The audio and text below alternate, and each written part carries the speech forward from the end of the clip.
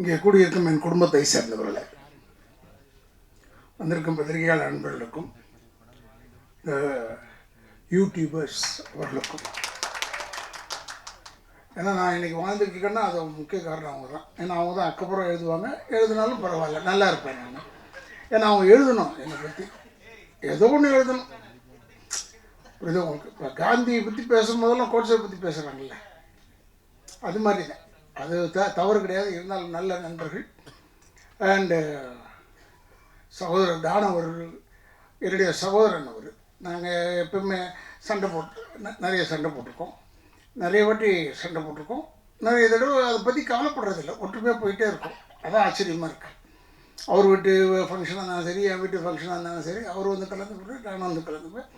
அதே மாதிரி சகோதரர் செல்வமணியெல்லாம் ஏன் மறக்க முடியாதுன்னா, இன்றைக்கி ராதாதேவி நிற்கிறான்னா அதுக்கெல்லாம் ஒரு காரணம் வந்து செல்வமணி அவர்களும் இருக்கிறார்கள். ஏன்னா அவருடைய படம் செம்பருத்தி போய் நடிக்கிறேன்னு போது தான் எனக்கு ஹார்ட் ப்ராப்ளம் வந்தது. அப்போ வீட்டில் படுத்துருந்தேன். அப்போ அந்த 3 மாதமும் ஒரு வெயிட்டிங். எதுக்கு? செம்பருத்திக்கு நான் வந்து நடிக்கணும், அதுக்காக வெயிட் பண்ணி என்னை நடிக்க வச்சார். அது ஒரு பெரிய ஒரு ராசியாச்சு. எதுக்குன்னா எனக்கு தங்கச்சியாக நடித்தது அதில் ரோஜா, இதில் வந்து நம்ம நளினிமா, என் தங்கச்சி உயிர் உள்ள ஒரு விஷால. அதனால் அவங்க எல்லாமே பெரிய பெரிய ஹிட்டாகி பெரிய ஆளுங்களாக இருக்கும்போது கூட இன்றைக்கு வரைக்கும் அதே மரியாதை, அதே இது அன்பு செலுத்திட்டு இருக்காங்க. அவர்களுக்கு என்னுடைய வணக்கங்களை கூறி, சகோதரர் அவரை பற்றி சொல்ல தரவில்லை. அவர் இயக்குனர் என்னை வந்து சென்னை காதல்னு ஒரு படத்தில் நடிக்க வச்சார். நான் அவ்வளோவா கேட்கல அவர்கிட்ட போய் வாய்ப்பு. ஏன்னா டைரக்டருங்கிட்ட எப்போயும் நான் வாய்ப்பை கேட்டுருவேன். ஏன்னா இல்லை, அடுத்த படத்தில் நான் பிரமாதமான ஒரு வேஷம் செய்யவே முடியாது. சும்மா சொல்லுவாங்க, அவங்க இருக்கிற பிஸியில் நம்ம மறந்துடுவாங்க. அதனால் அப்பப்போ நான் அட்டெண்டன்ஸ் போட்டுக்கிட்டே இருப்பேன். இவங்ககிட்ட டைரக்டர்கிட்டையும் ப்ரொடியூசர்கிட்டையும் அட்டெண்டன்ஸ் இருக்கும். டிஆர்கிட்ட கவலை இல்லை, ஏன்னா அப்படி தான் ஆளினால் அழகுராஜா. அதனால் அவருக்கு எந்த ஏரியாவில் கேட்டாலும் அவருக்கு கவலை இல்லை. அவர் எப்பயுமே என்னை கூப்பிட்டு, உயிர் உள்ளவரை உஷா வரும்போது நாங்கள் சொல்லியிருக்கேன், பேட்டியில் சொல்லியிருக்கேன், இந்த கெடுத்தவர் டி ராஜேந்திரன். ஏன் என்ன கெடுத்தாருன்னா, 8 வருஷமாக எனக்கு படம் இல்லை. லா காலேஜ் படிச்சுக்கிட்டு இருந்தேன். கொஞ்சம் கொஞ்சம் ஒரு 2 படம் ஒரு படம் அப்படி நடிச்சுக்கிட்டு இருப்பேன். அப்போ டிஆர் சார் வந்து எனக்கு வந்து அமெரிக்காவில் எங்கள் அக்கா இருக்கிறதுனால என்னை கூப்பிட்டுட்டே, இவருக்கு எழுதி போடுற ஓஹியோவில் ஒரு ஆளை கேட்டிருக்காரு டைரக்டர் வரும்னா அப்படின்னு கூட எழுதி போட்டேன். ஓஹியோவில் அவர் இருக்கார், ட்ரெஸ்பாஸ் அவென்யூ. அவர் பேர் மிஸ்டர் ராவ், இந்தியன். உடனே நான் எம்ஆர் ராதாகிருஷ்ணன் உடனே ஒத்துக்கிட்டார். ஆனால் அந்த பதிலை சொல்கிறதுக்கு மட்டும் 2 வருஷம் எடுத்துக்கிட்டார். அதுக்குள்ளேயும் பார்த்தா உயிர் உள்ள ஒரு விஷயம் உள்ளே வந்துச்சு. இவர் என்னை கூப்பிட்டு அறிமுகப்படுத்தினது பெரிய அளவில் போய் எல்லா படத்தையும் நான் தான் வில்லை. கெடுக்கிறதுக்கு ரைட்டான ஆள் யாருன்னா ராதா ரவின்ற அளவுகளை கொண்டாண்டார். அதனால் என்னை வந்து ஊருக்கு போகாமல் தடுத்ததும் டிஆர் அவர்கள் தான். இல்லைன்னா நான் ஒழுங்காக போயிருப்பேன், அமெரிக்கா போயிருப்பேன்னு வச்சுக்கோங்க. ஆனால் அமெரிக்கா போயிருந்தால் இப்போ உங்களெல்லாம் சந்திக்க முடியுமா, உங்கள் பேர் எடுக்க முடியுமா? இந்த ஊரில் நான் பேர் எடுத்துருக்க முடியாது. இந்த பேரில் எடுத்ததுக்கு காரணம் வந்து டிஆர் அவர்கள் தான். இப்போ கூட நான் அந்த பார்த்துக்கிட்டே இருக்கும்போது தான சார் சொன்னார், பேசும்போது இது வந்துடும். அப்புறமா டைரக்டர் சொன்னார், எனக்கு பேசும்போது அழ வந்துடும்னு. நான் உண்மையிலே பார்க்கும்போது எனக்கு அழ வந்துடுச்சு. எப்படிப்பட்ட படம், எப்பேற்பட்ட படம் பா! உயிர் உள்ள ஒரு உஷா. இவரை பார்க்கறதுக்கு நான் அப்போ சாந்தி விகார் பக்கத்தில் எங்கேயோ ஒரு ஃப்ளாட்டில் இருந்தார் சார், கங்கா அப்பார்ட்மெண்ட்ஸ். அங்கே இருந்தார். மேம் போனேன் வாயா அப்படி சொல்லிவிட்டு டோரை அவருக்கு எதுவும் கிடைக்கூடாது, டோர் இதெல்லாம் உடனே தட்டுவார். டக் டக் டக் டக்குன்னு போட்டார். என்னென்னு பார்த்தா இவங்க கல்யாணம் பண்ணிக்க போகிறாங்க உஷா. அவங்க வந்து வெளிநாட்டுக்கு போயிருக்காங்க ஒரு ப்ரோக்ராமுக்கு. உடனே எனக்கு பாடி காமிச்சார். இந்த உயிர் உள்ள ஒரு விஷயம் ஒரு பாட்டை பாடினார். வைகரை காற்று நில்லுன்னு பாடினார். அப்படி ஆன்னு பார்த்தேன், என்னடா இந்த மனுஷன் நின்ன இடத்துல தட்டுறாரு, நின்ன இடத்துல பாடுறாரு, எப்படிடா இது இப்படி ஒரு மனுஷன்னா என்ன? அப்போ பார்த்தேன். இப்போவும் 40 வருஷமாக இதே மாதிரி தான் இருக்காரு. அதுதான் அவர்கிட்ட இருக்கிற ஒரு பெரிய. நான் எப்போ தம்பியை கூட பார்த்து சொல்லுவேன், நான் பிள்ளைய பார்த்து சொல்லுவேன். அவன் எனக்கு ஒரு மகன் மாதிரி அவர் நான் எப்பவுமே பார்த்து சொல்லுவேன், என்ன தான் சொல்லு, அந்த டிஆர் மாதிரி நீ வர முடியாது. அப்படிப்பட்ட ஒரு ஆளை. ஆனால் எல்லாமே அவர் பிறந்த பிள்ளைங்க பூரா எல்லாமே கலை அம்சம் கொண்டது. ஏன்னா இந்த பிளட் உச்சி முடியிலேருந்து கால் வரைக்கும் கலை தான் அவருக்கு லைஃப். போய் இப்படி நிற்க முடியாது. என்னென்னா இப்போ கொஞ்சம் நேரங்கள்லாம் பார்க்க ஆரம்பிச்சிட்டாரு. அது வேறு, அதை பற்றி நமக்கு ஒன்றும் கவலை இல்லாது. என்னென்னா இவரை நம்பி நான் வீட்டுக்கு போயிட்டேன். நான் எப்பயும் அடிக்கடி வீட்டுக்கு போவேன். அப்போ சிவாஜி அப்பா வீடு பக்கத்தில் இருந்தார். அங்கே போனோம்னா மேலே நின்றுட்டே இருந்துட்டு, மேலே தானே இருக்கார், இன்னும் டிஆர் எப்படி இருக்கீங்க அப்படி செஞ்சுட்டார். அப்படி செஞ்சுட்டாரு, பேசக்கூட மாட்டாரு, ஹலோ சொல்ல மாட்டாரு. அந்த கோவம் எனக்கு. உடனே என்னை கூப்பிட்டு ஒரு அம்மா வந்து உங்களை உள்ளே உட்கார சொன்னாங்க. நான் இப்போ ஆஃபீஸ் ரூம் அந்த பக்கம் ரைட் சைடு உள்ளே உட்காந்துருந்தேன். வந்தார்.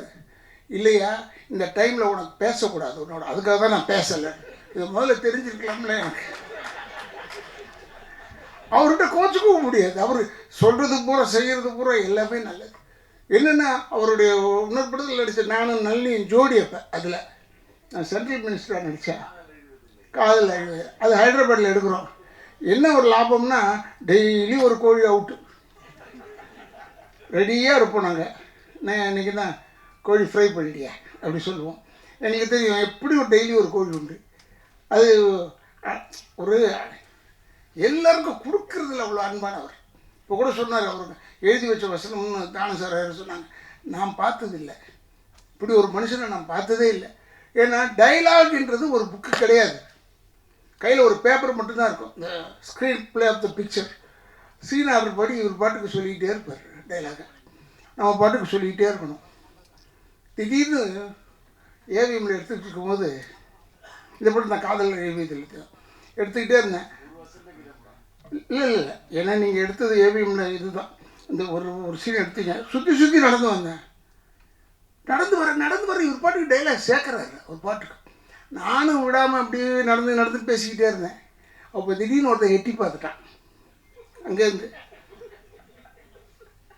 யாரும் அதை எட்டி பார்த்தது, நாங்கள் பேசிக்கிட்டு இருந்தது தான். இவர் உடனே யாரும் எங்கடா அப்படி வந்தார். உடனே அப்படி பார்த்தாரு. பார்த்துட்டு சரி அவன் இந்த வீட்டு வேலைக்காரன், கதையை வச்சுக்க, டே எவனாலையும் செய்ய முடியாது, அவன் நல்ல நேரம் பாரு, இந்த வீட்டு வேலைக்காரன் ஆகிட்டான். அவன் ஓடியே போயிட்டான், அடுத்த தெருவுக்கு ஓடி போயிட்டான். இவர் கத்துல அது மாதிரி ஒரு ஒரு ஒரு அழகான ஒரு விஷயங்கள் அவர்கிட்ட நிறைய இருக்குது. அவர் எப்பவுமே இன்வால்வ் ஆகிடுவார். அவர் எதில் போட்டாலும் அவர் இன்வால்வ் ஆகிடுவார். இப்போ கூட சொன்னார், உயிர் உள்ள ஒரு விஷயம் எடுக்க திருப்பி ரீரிலீஸ் பண்ண போகிற வந்துருன்னு சொன்னார். நான் வந்துட்டேன். ஏன்னா உயிர் உள்ளவரை உஷாவில் நடிக்கும் போது என்ன பயமோ அதே பயம் இப்போவும் இருக்குது அவர்கிட்ட. ஏன்னா எனக்கு வந்து அவர் பசக்குன்னு திட்டி விடுவார். அவர் யாரையும் பார்க்க மாட்டார். அதெல்லாம் எவ்வளோ பெரிய ஆளாக இருந்தாலும் சரி, டக்குனு தப்பாக இருந்ததுன்னு நான் உடனே திட்டிட்டு. ஏன்னா இவர் வந்து அவங்க அம்மா மேலே எனக்கு இவர் மேலே ரொம்ப பிரிய வந்தது காரணம், தஞ்சாவூரில் இந்த உயிர் உள்ள ஒரு ஷோ நடத்திக்கிட்டு இருந்தோம். அப்போ அவங்க அம்மா வந்தாங்க, டிஆருடைய அம்மா. எவ்வளோ மரியாதை கொடுத்தாரு என் அம்மா. நான்லாம் தாய்னாலே நான் வீக்னஸ்ஸு எனக்கு. அப்புறம் இவர் பயங்கரமாக அவங்க அம்மாவுக்கு மரியாதை கொடுத்து கூப்பிட்றது என்னப்பா, எவ்வளோ பெரிய டிஆர் அவனை அவங்க அம்மாவுக்கு எவ்வளோ பெரிய ஒரு மரியாதை கொடுக்குறாரு என்ன. எனக்கு ரொம்ப அதுலேருந்து அவர் கூப்பிட்றாருன்னு உடனே நேராக போயிடுவேன். அதுக்கப்புறம் தான் மற்றது எல்லாமே. அந்தளவுக்கு ஒரு நல்ல மனிதன். அவர் டைலாக் எழுத மாட்டார், ஆனால் பேசிக்கிட்டே இருப்பார். இந்த சீனில் வந்து அந்த சீனில் வராதுன்றது வேறு, இந்த படத்தில் வந்தது அந்த படத்தில் வராது. அந்த டேலண்ட் வந்து வேறு யாருக்குமே கிடையாது. நான் பார்த்த வரைக்கும், நான் பார்த்த நடிகர்கள் வரைக்கும் வர இல்லை. ஏறதால ஒரு 42 வருஷம் ஆச்சு இந்த படம் வந்து. 40 கிழிஞ்சது போ, 53 போயிட்டு அடிச்சுன்னு கொடுப்பி. ஆனால் அப்பா 40 இயர்ஸ் 42 இயர்ஸுக்கு அப்புறமா இன்னும் அதே மாதிரி இருக்கிற ஒரு மனுஷன் டச் அவுட் அப்படியே இருக்கணும். டிஆர் நல்லா இருக்கணும். எங்களெல்லாம் வளர்த்து விட்டு அழகு பார்த்துட்டார். எல்லாரையும் வளர்த்து விட்டு அழகு பார்த்தார். உயிர் உள்ள ஒரு உஷா முடிகிறதுக்குள்ளே சௌகரியம் நம்ம வீட்டில் ஷூட்டிங்கு அங்கே முடிகிறதுக்குள்ளே இந்த பஞ்சாயத்து பண்ணி என்னால் முடித்த டயர்டாயிட்டேன். தனியாக சிரிக்கிறா பாருங்க நல்லே, டெய்லி பஞ்சாயத்து. இவர் அப்போ இன்னும் இளமை வேறு இருக்க, 40 வருஷத்துக்கு 42 வருஷம் பின்னாடி எவ்வளோ பெரிய இளமை செய்வார். இன்னும் இது வந்து நான் முடியாது, ஏன்னா இதுவும் கோகாரி. அப்படின்னு நான் இப்போ கெஞ்சி இல்லைம்மா இல்லைம்மா அது வந்து அது அது அப்படி தான் சொல்லிகிட்டே இருப்பேன். அப்படியே கெஞ்சி டெய்லி பஞ்சாயத்து. அப்படி இருந்து படம் முடித்து படம் ரிலீஸ் ஆகி ஓடுது. அசந்துட்டோம். என்னை அதே கல்பனா ஹவுஸில் என்னை இவர் சார் வந்து அந்த பைக்கில் சுற்றி வருவேன். அப்போ இவர் செயின் ஜெயபாலா நடிக்கிறார். அந்த வீட்டில் அவர் அவுட் சின்ன கேட் இருக்குது, அதில் தான் இவர் இருப்பார். கதவு திறப்பார். உசிலமணின்னு வந்தார். அவர் வந்து யார் அது அப்படி கதவு தட்டினார்.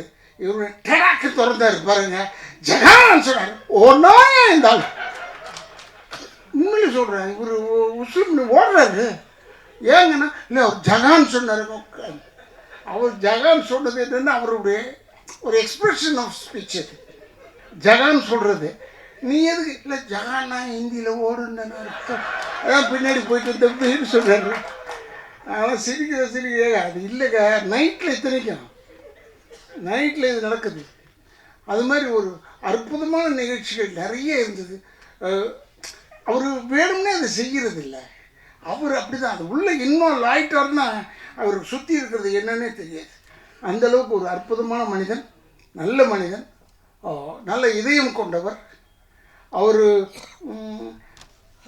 இப்போ எங்களை வந்து என்ன வந்து சொல்லியிருக்காரு. அடுத்த படத்தில் ஏதோ நடிகன்னு ஒரு படத்தில் சொல்லியிருக்காரு. நான் நடிக்கிறேங்கன்னு சொல்லிட்டேனே ஒழிய இன்னைக்கு வரைக்கும் திக்குன்னு இருக்கவில்லை. இவரோட போய் நடிக்கணும்னா என்ன கண்டிஷனில் போகணும், என்ன மாதிரி போகணும். ஏன்னா இப்போ நமக்கு ஏஜ் ஆகிடுச்சு. எனக்கு 72 ஆகிடுச்சா. இப்போ போயிட்டு இந்த மாதிரி இளமையாக சரி எப்படியோ ஒன்று நான் முள்ளம்மா நல்லிட்டம்மா கேட்டேன். நல்லம்மா நீ இருக்கு அந்த படத்தில். அண்ணா நான் இருக்கிறேண்ணா. அண்ணா அப்பாடா 2 பேர் ஆச்சு கணக்கு. அப்போ இது திட்டு வாங்கிறதுக்கு 2 பேர் இருக்கும், போதும் அது போதும் என்று சொல்லி இப்படி ஒரு மனிதனை நப்பா. எத்தனை டைரக்டர்ஸ், எல்லா டைரக்டர்ஸ் செல்வமணியோடலாம் மாஞ்சி ஒர்க் பண்ணியிருக்கேன், நிறைய படம் பண்ணியிருக்கேன். இருந்தால் கூட அந்த செல்வமணிலாம் அந்த சாஃப்ட் ஏதாவது பேசுவார். இவர் அப்படி இல்லை. இவர் ஸ்டார்ட் கேமரான்றதுக்கு முன்னாடியே ஆரம்பிச்சிருப்பார். நம்ம எங்கே போய் ஸ்டார்ட் பண்ணுறது எங்கே எண்டு பண்ணுறதுனே தெரியாது நமக்கு.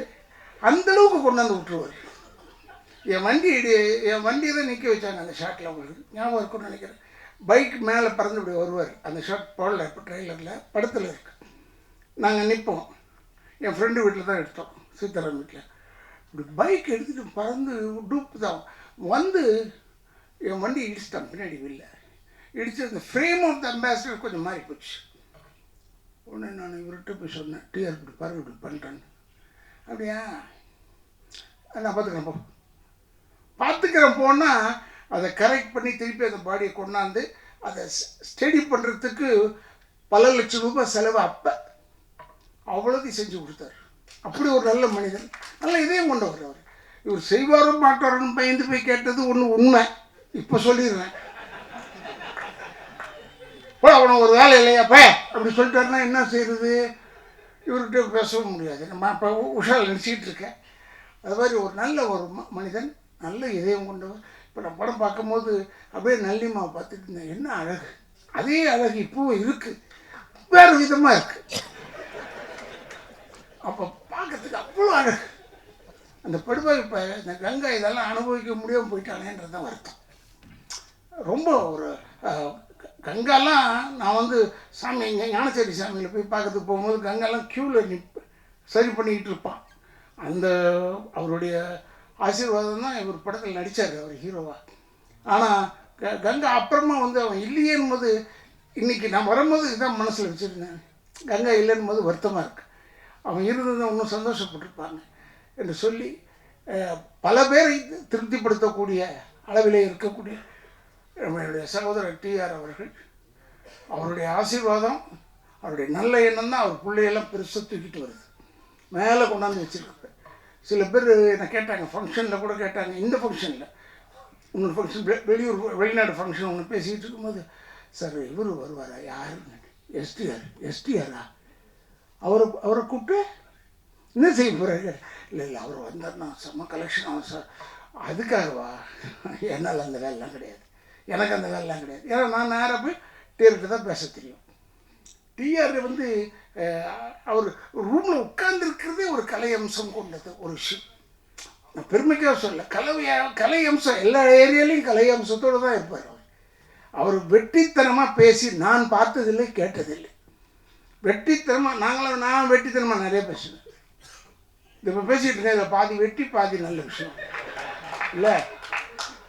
அது மாதிரி தான் நான் வந்து எப்பவுமே பேசிக்கிட்டே இருப்பேன். அப்படி அரட்டடிப்பேன் எல்லாம் பண்ணுவேன். அவர் மட்டும் அப்படி இல்லை. எதை தொட்டாலும் சினிமா தான், எந்த பக்கத்தை தொட்டாலும் சினிமா தான். சினிமாவை தவிர வேறு எதுவுமே தெரியாது டிஆர் அவர்களுக்கு. வேறு எதுவுமே தெரியாது, கண்ணிலையும் படாது அவருக்கு. அந்த மாதிரி ஒரு நல்ல ஒரு இதயம் கொண்டவர். இந்த படத்தை ஏதோ 13ஆம் தேதி ரிலீஸ் பண்ணுறாருன்னு சொன்னாங்க. அப்போ சொன்னாங்க காதலர் தினம் அந்த தினம். அதெல்லாம் அவங்க பார்த்துருப்பாரியா, அவர் பார்க்காதே கிடையாதுங்க. ஏன்னா உயிர் உள்ளவரை உஷா மாதிரி ஒரு காதல் படம் இது வரைக்கும் வந்து தான் கேட்டு வரல. அது ஒரு ஆச்சரியம் அவர்கிட்ட தான். அதிலெல்லாம் நாம் நடிச்சிருக்கோம்னா எங்களுக்கு பெருமை. இப்போ என்னை கூப்பிட்டதுக்கு நான் ரொம்ப பெருமைப்படுகிறேன் என்று சொல்லி என்னுடைய குடும்பத்தின் சார்பாகவும் திராவிட இயக்கத்தின் சார்பாகவும் என்னுடைய வாழ்த்துக்களை கூறி எல்லா இளைஞர்களுக்கும் ஒன்றையோடு சொல்லிக் கொள்கிறேன். தாய் தந்தையரை முதியோர் இல்லத்தில் சேர்த்து விடாதீர்கள், கடைசி வரைக்கும் வச்சு காப்பாற்றுங்க என்று சொல்லி விடைபெறுகிறேன். நன்றி நன்றி நன்றி.